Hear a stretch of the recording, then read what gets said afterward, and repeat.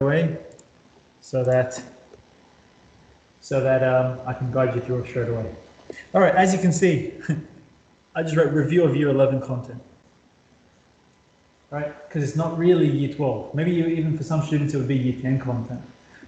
So if you had f of x minus a, if you have a attached to the x, we shift to the right by a units. So it's minus a, we go to the right, it's plus a. If it's x plus a, we shift left by a units. If it's not attached to the x plus a, we shifts up by a units, and if it's minus a, we shift down by a units. The word that you use in Year 12, in inverted commas, is translate. We translate to the left, translate to the right, translate up, translate down. Are you going to hear me say translate? Very unlikely, unless we're going to change languages. You're going to just hear me say shift left, shift right, shift up, shift down. No translations. Reflections, something that you might already know. If the negative's on the outside, just like this, what happens to your negative of the whole thing? So negative of f of x. Flip or reflect, as you can see the word that they use, about the x-axis, so you're flipping down. If it was negative x, it's actually a flip or a reflect, however words you want to use, about the y-axis. That means if you had something like this, and if I did negative of x, not negative of f of x, negative of x, it will look like this. So this would be f of negative x, this would have been the original. Usually very poorly done. So it's very easy to say yes, Tiana, it is very easy, but it's very hard to actually teach it. So what you want to do is, I guess, get to a point where you can spit that out to me or to your partner or to your mom or your dad or whoever it is and explain it to them. That's when you can say, yes, I get it. Because a lot of students mix up those two specifically. Okay, easy. Then we've got what is called a stretch, or what's the fancy word they use, Sabine? Dilation. Dilation. Yeah, so again, we don't use the word dilation, or I don't, in my everyday language, so I'm not going to all of a sudden say, hey, dilated. But whatever. You can use the word dilation, that's the word you get used to in Year 12. In Year 11, I used to just probably call it a stretch. If the A is attached to the X, Sabine, help us out.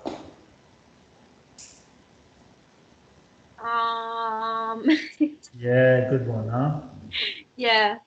You got a 50-50. You know what the first word is, right?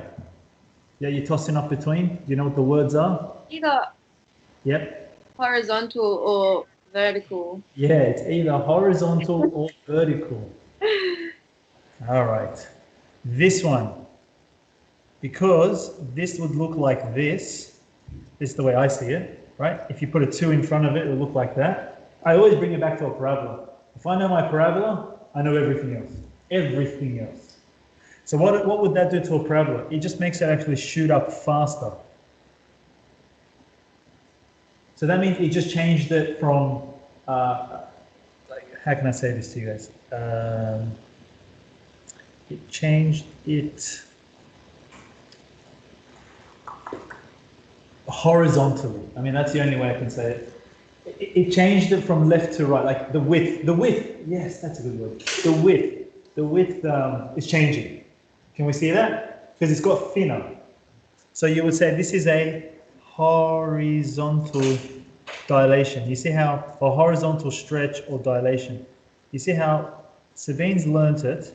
She's done an assignment on it, and yet between the two, she's mixed it up. And that's normal. And that's what I was just telling you, Tiana. I was like, as much as you can say yes, because it does make sense, it's got to get to a point where you're able to teach it. And look what I just did. I might forget as well, but I just did it for 2x squared, and I think about, okay, what just happened to 2x squared? Well, It actually was a horizontal dilation, whereas this one, obviously, once you know the other one, this one's a vertical stretch or dilation. So that means, just so you guys understand, if it's horizontal, it means what letter is it? What out of x and y, because x coordinates and y. If it's a horizontal stretch, what's it going to impact? Your x or your y? If it's a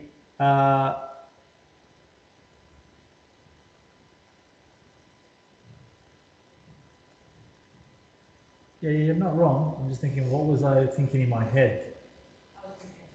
No, but you're right. It is right. Horizontal would be x's. Vertical dilation should be y. Maybe I should check this in case I'm getting the wrong 50-50 wrong. So Ben, can you check on your assignment real quick? Yeah, wait a second. Just double check. Am I getting the two wrong? In my head, it sounds right. I just don't want to get it wrong right now since we're here. Can anyone confirm that? Joey, what about you? You've done this. It's right? In my head, it sounds right. But we all make mistakes. Horizontal, x's and y's. That's how, I mean, x's, sorry. Vertical, I think of y's. So I just want to make sure that a of f of x is a horizontal stretch and f of a of x is a vertical stretch. Found it, Sabine, or not yet? I'm trying to see, but if it's vertically dilated, Yeah. um, It's affecting our x's, isn't it? Yeah. oh, I think so. Is Yeah, it vertical? No. Say again? If it's vertical, yeah, it's changing the, yeah, it's changing the x value. Yeah, I actually thought so. And the horizontal will be changing the y's. Yeah? Am I right? Yeah. Yeah. How does that work?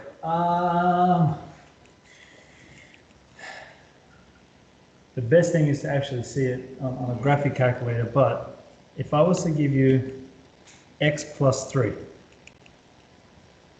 just a straight line. If I gave you a straight line, x plus 3 is somewhere like this. If I multiplied the whole function by 2, yeah, what happens to this guy? Yeah, no, well, no, yeah, technically, there's a y-intercept obviously. It multiplied by 2. You don't want to say up because up means translate or shift it up or whatever. So yeah, it got multiplied by 2 as well. Now, you might say the x value got multiplied by 2, but if that x value was 0, it's still at 0. And that's how we think about it.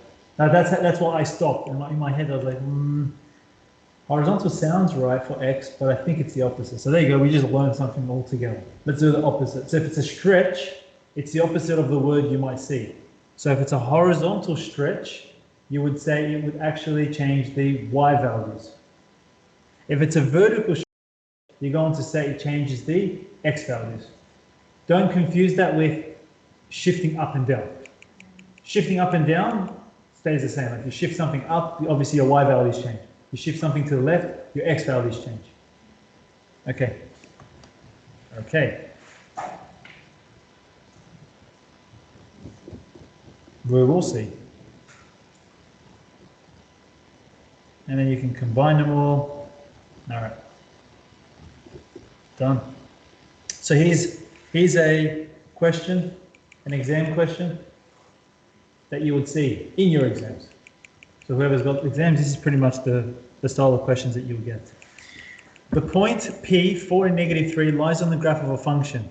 The point 4, x is 4, and negative 3, somewhere here, lies on the graph of a function. The graph f is translated 4 units vertically up and then reflected in the y-axis. So look what I've done. Go 4 units up. You know I'm right here, 4 and 1, and then reflected in the y-axis.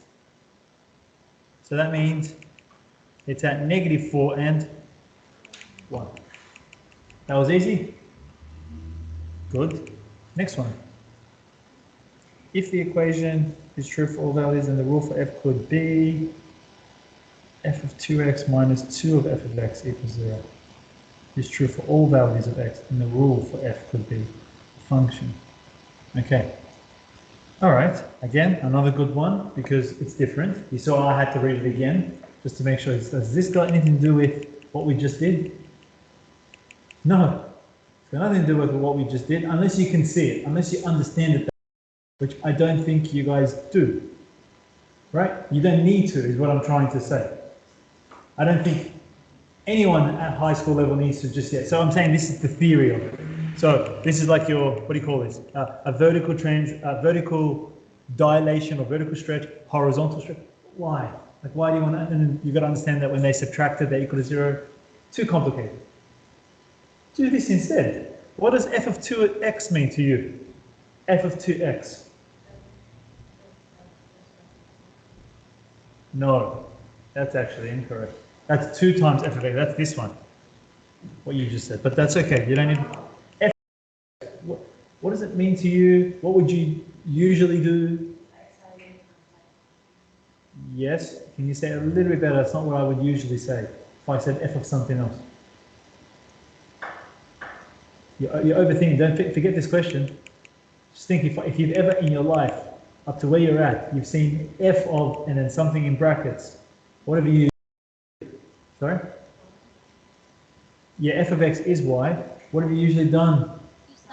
Thank you very much.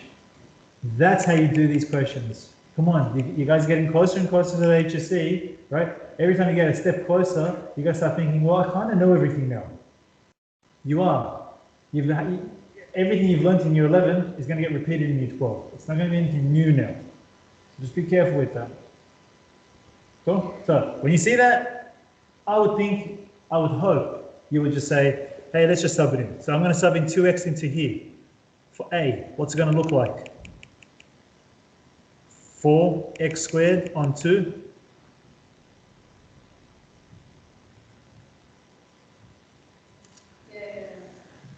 All right, you're subbing in x as 2x. Come on, I'm not doing anything. 2, f of x. F of x is this. Does this become 0?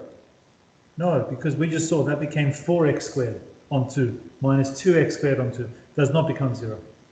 So A is wrong. B, you're going to sub in 2x into x, so it's going to look like this. Oh, does this become 0? 2 times x minus 2 times f of x, which is 2x anyways. And that just becomes 0. So the answer is, sorry, I wrote B. The answer is C. Done. Has nothing to do with this topic. Move on. Okay. The transformation that maps the graph of this on the graph of this is A. So how do you get from here to here? What has happened? All right, let's think for a second. Just wait. Let me also think. Okay, I can see x has to become that, and it is a, okay. Can we see that obviously everything else is the same except x is x cubed here, whereas this is 8x cubed. Yep. So that means I've done something like this. I've changed my x value inside. Can you understand that? Because my x value is changing. Yes? So what is x equal to? What would x equal to? F of what? Well, it should have been f of half x. Because what's a half cubed? What is a half when I sub it in? 1 over 8. And then the 8 and the 8 would cancel out. And then you're left with x cubed plus 1. Do you get that? Yeah? So, and we know these ones were called horizontal or vertical? Vertical. Now, something I haven't said yet, if it's a vertical dilation, it's actually a factor. You say it says dilation by factor of. It is the reciprocal of what you see. That's the only thing you actually need to know. Only for vertical.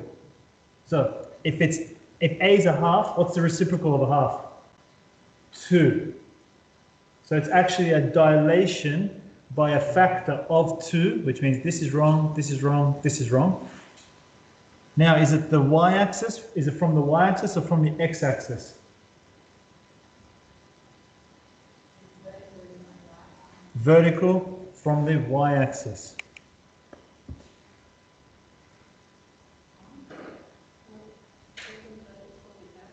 Yeah, the x values are changing, but the y values are, and I'll draw it for you, like I said, Des wants to show you.